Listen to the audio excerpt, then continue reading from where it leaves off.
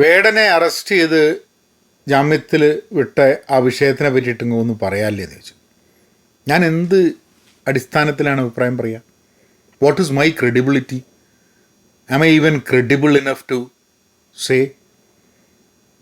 വേടൻ പറയുന്ന രാഷ്ട്രീയമൊന്നും ഞാൻ പറഞ്ഞിട്ടില്ല. വേടൻ പറയുന്ന രാഷ്ട്രീയം ഇന്ന് കേരളത്തിന് വളരെ ആവശ്യമായിട്ടുള്ള രാഷ്ട്രീയമാണ്. ആ രാഷ്ട്രീയമൊന്നും പറയാനുള്ള ജീവിതാനുഭവം എനിക്കില്ല എന്നുള്ളതാണ് സത്യം. കാരണം വേടൻ്റെ കണ്ണിലൂടെ സമൂഹത്തിനെ നോക്കിക്കാണാൻ എനിക്ക് കഴിയില്ല എന്നുള്ളത് കൊണ്ട് തന്നെ വേടൻ്റെ കാര്യത്തിൽ അഭിപ്രായം പറയാൻ ഞാൻ ക്രെഡിബിൾ അല്ല എന്ന് എനിക്ക് തോന്നുന്നുണ്ട്. ഇതിൽ കുറേ വിഷയങ്ങളുണ്ട്. ഇപ്പം കഞ്ചാവ്, പുലിപ്പല്ല് എന്നൊക്കെയുള്ള കുറേ വിഷയങ്ങളുണ്ട്. ആ ഓരോ വിഷയവും ഓരോ നാട്ടിലെ നീതിയും അനുസരിച്ചാണ്. ലോ ഓഫ് ദ ലാൻഡാണ്. ഇപ്പം ഞാൻ കാലിഫോർണിയയിൽ ജീവിക്കുന്നു. ഇവിടെ കഞ്ചാവ് അടിക്കുക എന്ന് പറഞ്ഞു കഴിഞ്ഞിട്ടുണ്ടെങ്കിൽ it is not a crime. Legally കഞ്ചാവ് കഴിക്കാം, കഞ്ചാവ് വലിക്കാം. ഞാൻ എൻ്റെ പോഡ്കാസ്റ്റിൽ പറഞ്ഞിട്ടുണ്ട് ഞാൻ കഞ്ചാവ് വലിച്ചിട്ടുണ്ട്. പക്ഷേ അതിനോട് അത്ര ഒരു താല്പര്യം ഒന്നും ഇല്ല. കഴിഞ്ഞ ദിവസം എവിടെയോ പോയപ്പോൾ അവിടുന്ന് കഞ്ചാവിൻ്റെ ഗുളിക വാങ്ങി എന്താ കുറച്ച് ഗുളിക അടക്കട്ടെ കഞ്ചാവിൻ്റെ എന്നിട്ട് എന്തിനാന്ന് പറഞ്ഞൊരു മൂഡ് വാങ്ങിയതാണ്. ഇടയ്ക്കൊക്കെ ഒന്ന് കഴിക്കാമെന്ന് വിചാരിച്ചിട്ട്. അതിപ്പോഴും എൻ്റെ ബെഡ് സൈഡിൽ അവിടെ കിടക്കുന്നുണ്ട്, കഴിച്ചിട്ടില്ല. കാരണം എനിക്ക് അതിനോടൊരു താല്പര്യം തോന്നിയിട്ടില്ല എന്നുള്ളതാണ്. അതിന് കാരണം എനിക്ക് തോന്നുന്നത്, ഞാൻ പലപ്പോഴും ആലോചിച്ചിട്ടുണ്ട് എൻ്റെ ഒരു സ്വഭാവം അനുസരിച്ച് എന്തുകൊണ്ട് ഞാൻ ഇങ്ങനത്തെ ലഹരിക്ക് അടിമപ്പെട്ടില്ല എന്നുള്ളത്. ആ ലഹരിക്ക് അടിമപ്പെടാത്തതിന് കാരണം ചിലതുണ്ട്. എനിക്ക് തോന്നുന്നു പ്രീ ഡിഗ്രിക്ക് പഠിക്കുന്ന സമയത്ത് പറ്റിയാണ് സുബ എന്ന് പറഞ്ഞിട്ടുള്ളൊരു സീരീസ്, ഒരു ഹിന്ദി സീരിയൽ ദൂരദർശനിൽ വരുന്നത്. അതിൻ്റെ തീം എന്താന്ന് പറഞ്ഞു കഴിഞ്ഞാൽ, ഒരു കോളേജിൽ ഫ്രഷായിട്ട് വരുന്ന കുട്ടികൾ അവിടുന്ന് ലഹരി ഉപയോഗിക്കുന്നു. അതിൻ്റെ ഭാഗമായിട്ട് അവരുടെ ജീവിതത്തിൽ കുറേ പ്രശ്നങ്ങൾ ഉണ്ടാകുന്നതാണ് ആ ഒരു സീരിയൽ. ആ സീരിയൽ എന്തോ അന്ന് കണ്ടിരുന്നു, അത് മനസ്സിൽ എപ്പോഴും ഉണ്ടായിരുന്നു. അപ്പം കോളേജിൽ പോയ ആൾക്കാർ കഞ്ചാവൊക്കെ അടിക്കുന്നുള്ളൊരു ധാരണ എന്തോ മനസ്സിലുണ്ടായിരുന്നു. പക്ഷേ എൻ്റെ സുഹൃത്തുക്കളിൽ ആരും തന്നെ കഞ്ചാവ് വലിക്കുന്നതായിട്ട് ഞാൻ അന്ന് കണ്ടിട്ടില്ല. ഇന്നും അന്ന് എൻ്റെ കൂടെ കോളേജിൽ പഠിച്ച ആൾക്കാർ ഇന്നും കഞ്ചാവ് അടിക്കുമെന്ന് വെച്ചിട്ടുണ്ടെങ്കിൽ എനിക്കറിയില്ല. ഞങ്ങളൊന്നും കൂടുന്ന അവസരങ്ങളിൽ, കോളേജിലെ സുഹൃത്തുക്കൾ കൂടുന്ന അവസരങ്ങളിൽ ആരും കഞ്ചാവ് അടിക്കുന്നതായിട്ട് കണ്ടിട്ടില്ല. പിന്നെ അത് ലീഗലല്ലാത്ത, എനിക്ക് പിന്നെ ഒരു പേടിയുണ്ട്. ഈ ലീഗലല്ലാത്ത കാര്യങ്ങൾ ചെയ്യുക എന്നുള്ളത് എന്നെ സംബന്ധിച്ചിടത്തോളം ലേശം പേടിയുള്ളൊരു സംഭവമാണ്. കുടുങ്ങുമോ എന്നുള്ളൊരു പേടിയുണ്ട്. അല്ലാണ്ട് എൻ്റെ മനസ്സ് നന്നായോണ്ടോ മനസ്സ് ശുദ്ധമായോണ്ടോ അല്ല പല കാര്യങ്ങളും ചെയ്യാത്തത്. അത് പിടിക്കപ്പെടുമോ എന്നുള്ളൊരു പേടി കൊണ്ടാണ്.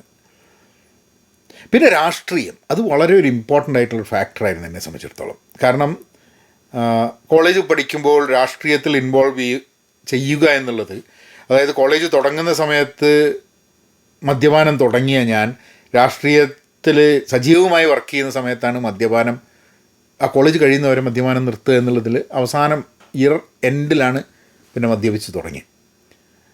മദ്യപാനം, സിഗരറ്റ് വലി രണ്ടും ആരോഗ്യത്തിന് മോശമായിട്ടുള്ള സംഭവമാണ്.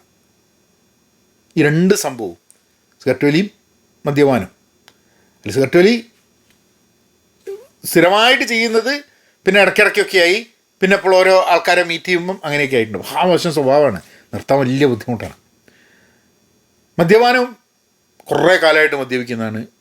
ഈ കുറച്ച് കാലം മുമ്പെയാണ് മദ്യപാനം കൂടുന്നുണ്ടെന്ന് തോന്നിയിട്ട് ഈ ജനുവരിയിൽ ഒരു 40 ദിവസം മദ്യപാനം നിർത്തി. വെറുതെ നോക്കാം നമ്മളെ കൊണ്ട് നിർത്താൻ പറ്റുമോ എന്നുള്ള അറിയാൻ വേണ്ടിയിട്ടാണ് അത് നിർത്തി. അത് കഴിഞ്ഞ് പിന്നെ വീണ്ടും മദ്യപാനം തുടങ്ങി. ഇപ്പം ഈ വീഡിയോ എടുക്കുന്ന സമയത്ത് കുറച്ച് ദിവസമായിട്ട് മദ്യപിക്കാണ്ട് ഇരിക്കുകയാണ്. ഒന്നുമില്ല, നമുക്കതൊരു അഡിക്ഷൻ ആണോ എന്ന് ചോദിച്ചാൽ എപ്പോഴും നമ്മളുടെ ഉത്തരം അഡിക്ഷൻ അല്ല എന്നുള്ളതാണ്. പക്ഷേ വൈകുന്നേരം ഇരിക്കുന്ന സമയത്ത് ഒരു സ്മോൾ അടിക്കാമെന്ന് തോന്നുന്നത് അഡിക്ഷൻ്റെ ഭാഗം കൊണ്ട് തന്നെയാണ്. അല്ലാതെ അഡിക്ഷനുള്ള ആൾക്കാർക്കാണ് ഇടയ്ക്ക് ഇങ്ങനെ വെറുതെ ഇരിക്കുന്ന സമയത്തൊന്നും മദ്യപിക്കാൻ തോന്നുന്നത്. പക്ഷെ നമ്മളെപ്പോഴും മദ്യപാനി അല്ല എന്ന് സ്വയം വിശ്വസിപ്പിക്കാൻ വേണ്ടിയിട്ട് ഓരോന്ന് പറഞ്ഞുകൊണ്ടിരിക്കുകയും ചെയ്യും. അപ്പം എന്നെ സംബന്ധിച്ചിടത്തോളം ഞാൻ ഒരു മദ്യപാനിയാണ് എന്നാണ് എനിക്ക് തോന്നുന്നത്. അത് ഒരു ബെഗ് അടിക്കുന്നു 5 ബെഗ് അടിക്കുന്നു എന്നുള്ളതല്ല. എപ്പോഴെങ്കിലും ഇരിക്കുന്ന സമയത്ത് ഒരു സ്മോൾ അടിക്കാം എന്ന് തോന്നിക്കഴിഞ്ഞിട്ടുണ്ടെങ്കിൽ മദ്യപാനിയാണ് എന്ന് തന്നെയാണ് വെക്കേണ്ടത്. പിന്നെ നമ്മളുടെയൊക്കെ ലിവറിനെ ബാധിക്കുന്നത് പല രീതിയിലായിരിക്കാൻ മതി. അപ്പോൾ എൻ്റെ ജീവിതത്തിൽ ഈ വർഷത്തിൽ മദ്യപാനം കുറയ്ക്കണം, മദ്യപാനം കഴിയുന്നത്ര ഇല്ലാണ്ടാവണം, ഒരു സോഷ്യൽ ഡ്രിങ്കർ മാത്രമാവണം, പൂർണ്ണമായിട്ട് നിർത്താൻ പറ്റുകയാണെങ്കിൽ അതാണ് നല്ലത് എന്നൊക്കെയാണ് ആഗ്രഹം.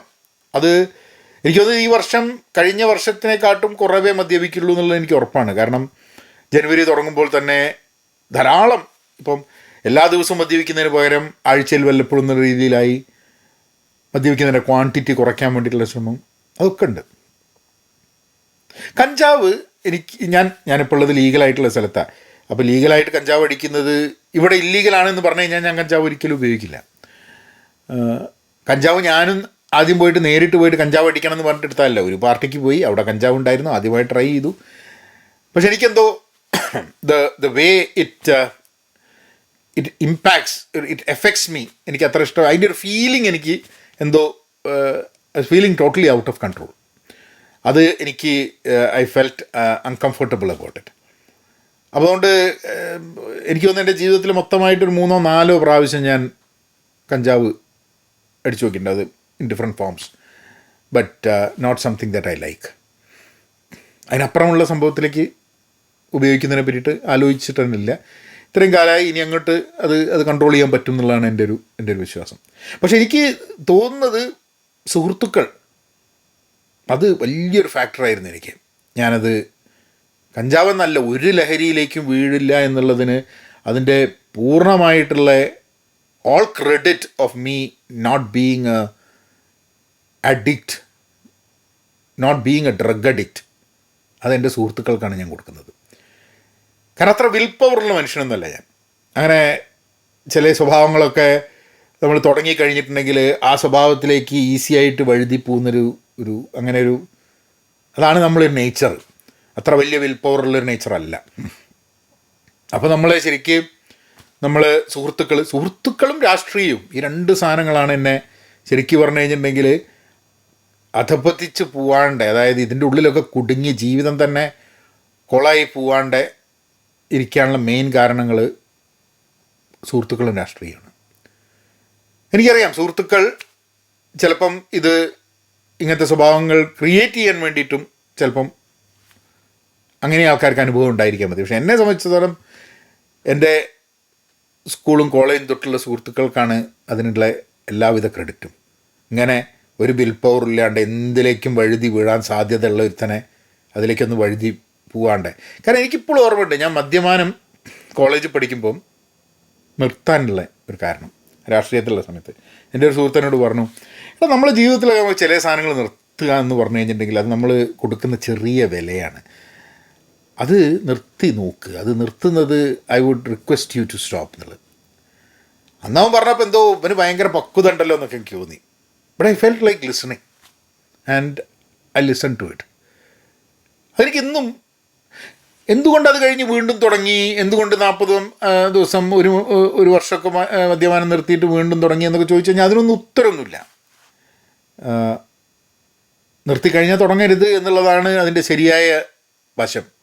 ഇത്രയും പറഞ്ഞത് I don't really have a credibility വേടൻ്റെ വിഷയത്തിൽ സംസാരിക്കാൻ. പക്ഷേ വേടൻ്റെ കൂടെയാണെന്ന് ചോദിച്ചാൽ വേടൻ്റെ കൂടെ തന്നെയാണ്. കാരണം ഇപ്പം പുലിനഖത്തിൻ്റെ ഒരു കേസും അതിനെപ്പറ്റിയും സംസാരിക്കുന്നുണ്ട്. അപ്പം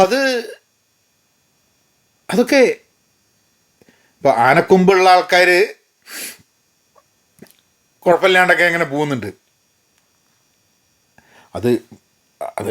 അതാണ് ലോ എന്നുണ്ടെങ്കിൽ ആ ലോ ഫേസ് ചെയ്യേണ്ടത് വേണമെന്നല്ല, ഏതൊരു വ്യക്തി, ഒരു നാട്ടിലെ ലോ അതാണെന്നുണ്ടെങ്കിൽ അത് ഫേസ് ചെയ്യേണ്ടത് ഒരാവശ്യം തന്നെയാണ്.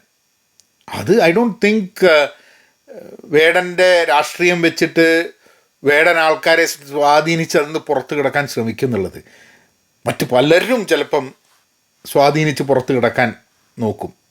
പക്ഷെ വേടൻ്റെ രാഷ്ട്രീയത്തിൽ നമ്മൾ ഈ വേടന് പുലീൻ്റെ പല്ലുണ്ട് എന്നൊക്കെ പറയുന്ന സമയത്ത് ആൾക്കാർ പെട്ടെന്നത് ചിന്തിക്കുമ്പോൾ ആൾക്കാർ വിചാരിക്കുക തന്നെ വേടൻ തോക്കൊക്കെ എടുത്ത് പുലീനെയൊക്കെ കൊന്ന് പല്ലൊക്കെ അങ്ങനെ പുറച്ചിങ്ങനെ എടുത്തിട്ട് എന്നുള്ള ധാരണ. അതൊന്നുമല്ല. പിന്നെ അതേമാതിരി ആർട്ടിഫിഷ്യലായിട്ട് സാധനം ശരിക്കുള്ളതാണോ എന്നുള്ളത് തന്നെ നോക്കണം. എനിക്ക് അറിഞ്ഞൂടാ. ഞാൻ എവിടെയൊക്കെ കണ്ടിട്ടുണ്ട്, നമ്മളൊക്കെ അങ്ങനെ ഓരോ കടയിലൊക്കെ പോയി കഴിഞ്ഞിട്ട് ഇങ്ങനെ പുലിനക്കം എന്നൊക്കെ പറഞ്ഞിങ്ങനെ ഉണ്ടാവും, അതായത് പ്ലാസ്റ്റിക്കിൻ്റെയൊക്കെ ആയിരിക്കും അത്. പക്ഷേ ഒരു ഒരു കാര്യം ഞാൻ ചോദിക്കട്ടെ, നമ്മളെ സമൂഹത്ത് വേടനും വേടൻ്റെ അപ്പുറത്ത് ആനക്കൊമ്പുള്ള വേറൊരാളെ നോക്കിക്കഴിഞ്ഞിട്ടുണ്ടെങ്കിൽ ഒരു പുലിനഖമുള്ള വേടനും ആനക്കൊമ്പുള്ള ഒരാളും, അല്ലെങ്കിൽ ഞാൻ അങ്ങനെ പുലിനഖമുള്ള വേടൻ എന്ന് പറഞ്ഞു കഴിഞ്ഞാൽ പുലിനഖം ചെറുതാണെന്നുള്ള ഉദ്ദേശിച്ചിട്ടല്ല, വലിപ്പം കൊണ്ടാണ് പറഞ്ഞത് കേട്ടോ, അല്ലാണ്ട് the gravity of the crime അല്ല. അത് പുലിനഖമായാലും പുലിയുടെ പല്ലായാലും അത് ആനക്കൊമ്പായാലും the gravity of the crime is same. പക്ഷേ ഒരു ആനക്കൊമ്പുള്ള വേടനെ പോലെ അല്ല വളരെ ഉന്നതമായിട്ട് നിൽക്കുന്ന ഒരാൾക്ക് പ്രത്യേക നീതി ന്യായവും നമ്മളെ നാട്ടിൽ കിട്ടുമോ എന്നുള്ളൊരു ചോദ്യമാണ് അവിടെ ഉള്ളത്. അത് വേടൻ ശരിയാണോ ശരിയല്ലേ എന്നുള്ളതൊരു വിഷയമേ അല്ല അവിടെ. നീതി നടപ്പിലാക്കുമ്പോൾ ആനക്കൊമ്പുകാരനും പുലിപ്പല്ലുകാരനും ഒരേ രീതിയിലാണോ നീതി നടപ്പാക്കുക, അവിടെയാണ് ചോദ്യം വേണ്ടത്. അല്ലാണ്ട് വേടനെതിരെ കേസെടുക്കരുതെന്നോ വേടൻ എന്ന ആള് എന്തെങ്കിലും തെറ്റ് ചെയ്ത് കഴിഞ്ഞിട്ടുണ്ടെങ്കിൽ അയാളെ ശിക്ഷിക്കരുതെന്നൊന്നുള്ളതല്ല. മറ്റുള്ളവരെയും കൂടെ ശിക്ഷിക്കേണ്ട ബാധ്യത ഒരു സമൂഹത്തിനുണ്ട്. വേടനായതുകൊണ്ട് വേടൻ്റെ മെക്കിട്ട് കയറാം, മറ്റേത് നമുക്ക് മെക്കിട്ട് കയറാൻ പറ്റാത്ത ആളായതുകൊണ്ട് എന്തെങ്കിലും ആയിക്കോട്ടെ എന്നുള്ള രീതിയിൽ വെക്കുന്നത് ശരിയല്ല. ഞാൻ ഈ വേടൻ്റെ ഈ വിഷയം വന്നതോട് കൂടിയിട്ട് ഇൻട്രസ്റ്റിംഗ്ലി വേറെ പല പ്രമുഖരും ഇതേമാതിരിയുള്ള സാധനം മാലട്ടിങ്ങനെ പോയിട്ടുണ്ട്. അപ്പോൾ അവരെയൊക്കെ പിടിച്ചിട്ട് ഇത് ശരിയായിട്ടുള്ള പുലിപ്പല്ലാണോ പുലിനഖമാണോ എന്ന് അന്വേഷിക്കേണ്ട ഒരു ചുമതലയെങ്കിലും ഉദ്യോഗസ്ഥർക്കില്ലേ? അപ്പോൾ ഇതൊക്കെ എത്ര പേരുടെ ഫോട്ടോ കിടക്കുന്നുണ്ട്. പല പല ആൾക്കാർ ഈ പുലീൻ്റെ നഖവും പല്ലും ഒക്കെ വെച്ചിട്ടുള്ള മാലിടുന്നുണ്ട്. ഇവരൊക്കെ വിളിച്ച് കേസെടുത്തിട്ട് നോക്കണ്ടേ ഇത് ശരിക്കുള്ളതാണോ എന്നുള്ളത്. അല്ലേ ശരി, നമ്മളെ നാട്ടിൽ ഇങ്ങനെ പുലിനഖവും പുലിപ്പല്ലും പോലുള്ള മാലിടണ അങ്ങനത്തെ ഏതൊരാളെ പിടിച്ചിട്ടും നമുക്ക് ചോദ്യം ചെയ്താലോ? അങ്ങനെ വരുമ്പോൾ ആ ചോദ്യം ചെയ്തതിൽ ഏറ്റവും കൂടുതൽ വേടനെ പോലുള്ള ആൾക്കാരായിരിക്കുമോ, അല്ല ഇപ്പോഴും പുലിനഖമൊക്കെ ഇട്ടിങ്ങനെ പ്രാർത്ഥിച്ചുകൊണ്ട് നിൽക്കുന്ന ആൾക്കാരുമായിട്ടുള്ള ആൾക്കാരാണോ? ഇതൊക്കെ നമ്മൾ ചോദിക്കേണ്ടതാണ്, നമ്മൾ സമൂഹത്തിനോട് ചോദിക്കേണ്ട ചോദ്യങ്ങളാണ്. വേടൻ മുന്നോട്ട് വയ്ക്കുന്ന ഒരു രാഷ്ട്രീയമുണ്ട്. വേടൻ മുന്നോട്ട് വയ്ക്കുന്ന രാഷ്ട്രീയം, ആ രാഷ്ട്രീയം വേടനെ അറസ്റ്റ് ചെയ്യുന്നതിലും റിഫ്ലക്റ്റ് ചെയ്യുന്നുണ്ടോ എന്നുള്ളതാണ് നമ്മൾ അന്വേഷിക്കേണ്ടത്. അല്ലേ? അങ്ങനെയാണെന്ന് എനിക്ക് തോന്നുന്നത്. അല്ലാണ്ട് അതിനപ്പുറമായിട്ടുള്ളൊരു മോറൽ ക്രെഡിബിലിറ്റി ഒന്നും എനിക്ക് വിഷയത്തിൽ പറയാനില്ല. പിന്നെ ഏതൊരു വിഷയവും ഏതൊരു പ്രശ്നവും ഒരു എൻ്റർടൈൻമെൻറ്റ് മാത്രമാക്കി മാറ്റിയിട്ടുണ്ട് ആൾക്കാർ. ഞാൻ വേടൻ സ്റ്റേഷനിൽ നിന്ന് പുറത്ത് വന്നിട്ട് മറ്റേ വേടനോട് ആൾക്കാർ ചെന്നിട്ട് ക്വസ്റ്റ്യൻ ചോദിക്കുന്നത് കേട്ടോ. എന്തൊക്കെ ചോദ്യങ്ങളാണ്. ഇനിയും നിങ്ങൾ പാട്ട് പാടുന്നില്ല, എന്താ വേടൻ എന്താ പാട്ട് പാടാൻ പറ്റില്ലേ? ഇനിയും നിങ്ങൾ അഭിനയിക്കുമോ, ഇനിയും നിങ്ങൾ ഇതാക്കുമെന്ന് ആൾക്കാർ പോയി ചോദിച്ചിട്ടുള്ള ആൾക്കാരോട്. വേടനോട് മാത്രം ഇനി പാട്ട് പാടുമോ, ഇനിയും ശക്തമായി പാട്ട് പാടുമോ എന്നൊക്കെ ചോദിക്കേണ്ട വല്ല ആവശ്യമുണ്ടോ? അതായത് എല്ലാം എൻ്റർടൈൻമെൻറ്റാണ്. എന്തെങ്കിലും വേടൻ്റെ വായിൽ നിന്ന് വീണ് കിട്ടും എന്ന് വിചാരിച്ചിട്ടാണ് ഈ മൈക്കുമായിട്ടാണ് പാഞ്ഞു പോകുന്നത്. അപ്പം അങ്ങനെ പാഞ്ഞു പോകുന്ന ആൾക്കാരുടെ ഇടയിലേക്ക് നമ്മളെന്ത് അഭിപ്രായം പറയാനാ? അല്ലേ തന്നെ? Everything has become an entertainment for a lot of people. Everything. ആ എൻ്റർടൈൻമെൻ്റ് അപ്പുറത്ത് കാര്യങ്ങളെപ്പറ്റി നോക്കിക്കാണാനും ഓണസ്റ്റായിട്ട് ആത്മാർത്ഥതയോട് കൂടിയിട്ട് കാര്യങ്ങൾ പറയാൻ എന്ന് നമുക്ക് പറ്റുന്നു, അന്ന് മാത്രമേ ഇതിലൊക്കെ വലിയ അർത്ഥമുള്ളൂ. എന്നാൽ പിന്നെ അങ്ങനെയാക്കാം.